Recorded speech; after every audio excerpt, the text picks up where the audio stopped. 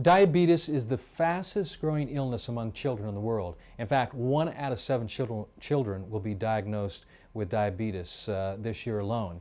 In the United States, there's over 23 million diabetics. That represents 8% of the population. This is truly an epidemic worldwide. It's an epidemic here in the United States.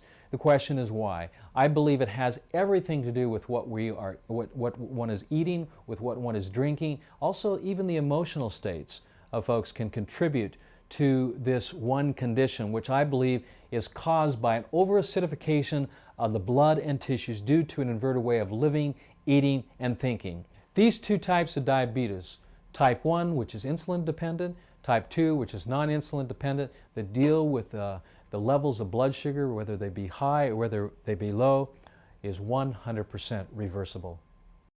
I first met the Romans last year. Sally Roman, the mother of Gabriel Roman and also Nathan Roman, she called me and said that her son was in the honeymoon stages of diabetes, and that he was type 1 diabetic, and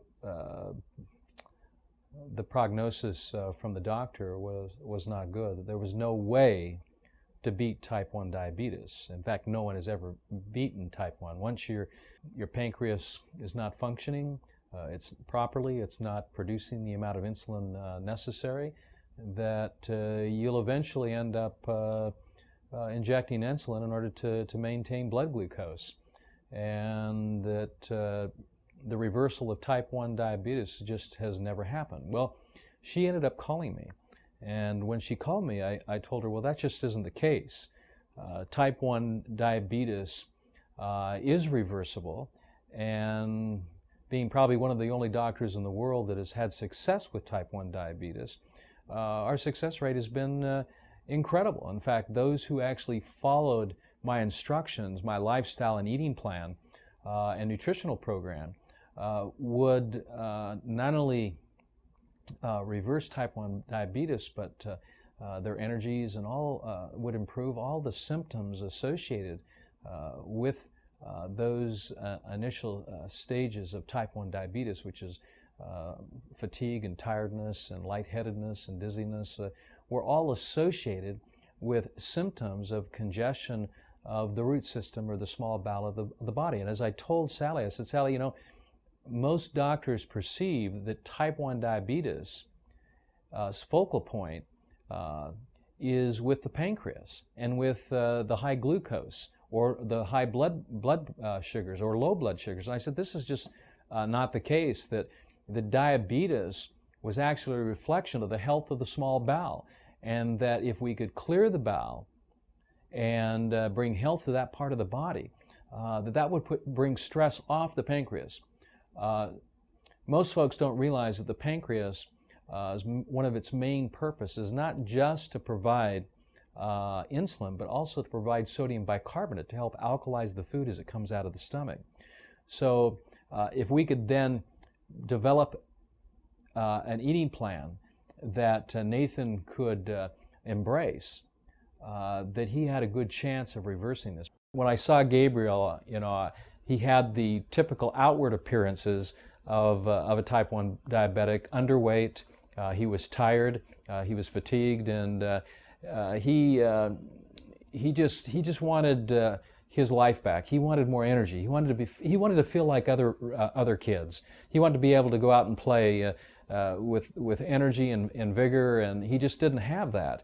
And he wanted to do whatever it took to reverse this condition. And I saw that not only in his eyes, but I also felt it in the words that he spoke to as well. And so I knew that he was going to be a great candidate. If anyone was going to beat this, Gabriel was going to beat it. And so we sat down and we talked about his condition. And one of the things I like to ask anyone, and particularly children, what do you eat? And particularly, what did you eat for breakfast? And he started telling me all the acidic foods that he enjoyed, you know, from cereals to dairy products and onward. We talked about this, and I said to him, Gabriel, one of the things that's going to be the most challenging for you to help beat this condition of what I believed was overacidity. They were looking from the perspective of high blood sugars, is to eliminate all of the acidic, the acid contributors in your lifestyle and diet. And one of those, of course, is what you eat and what you drink. So no more soda pops, no more fruit juices for breakfast, no more milk drinks or dairy products, and especially no more animal proteins. No chicken, no beef, no pork, no fish. This diet, this eating plan focuses on building the blood, so everything has to move back to green foods and green drinks.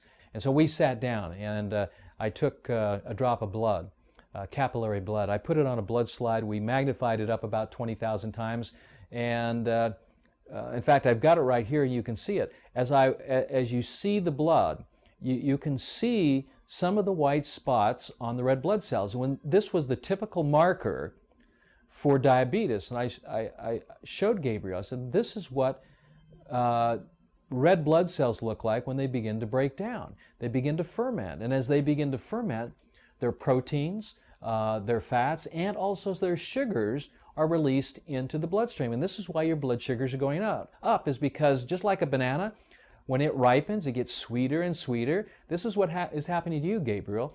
Your red blood cells are getting sweeter and sweeter and sweeter, and it's releasing blood sugars, and it's going up, and that's, of course, putting more demands on the pancreas.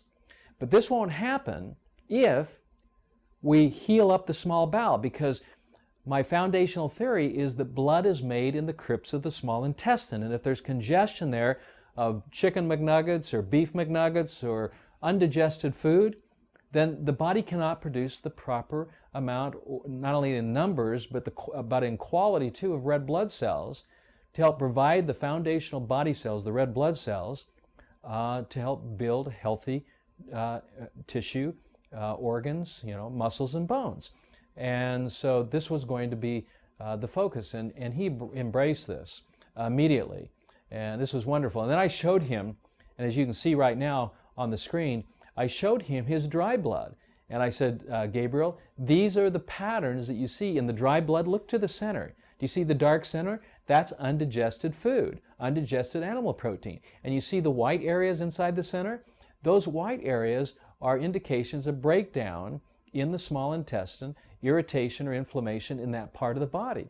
And I said, as that heals, then what will happen is this process of body cells and blood cells breaking down, raising the blood sugar levels, will actually stop, and we'll be able to normalize your blood sugars, and you won't have to be diabetic anymore. And he thought that was just a wonderful thing. And he was so excited that he actually had the hope that all this was actually possible. So he actually took what I shared with him, and of course, with the support of his mother and his other family members, they began to start eating like this. And it was amazing what happened. It was immediate.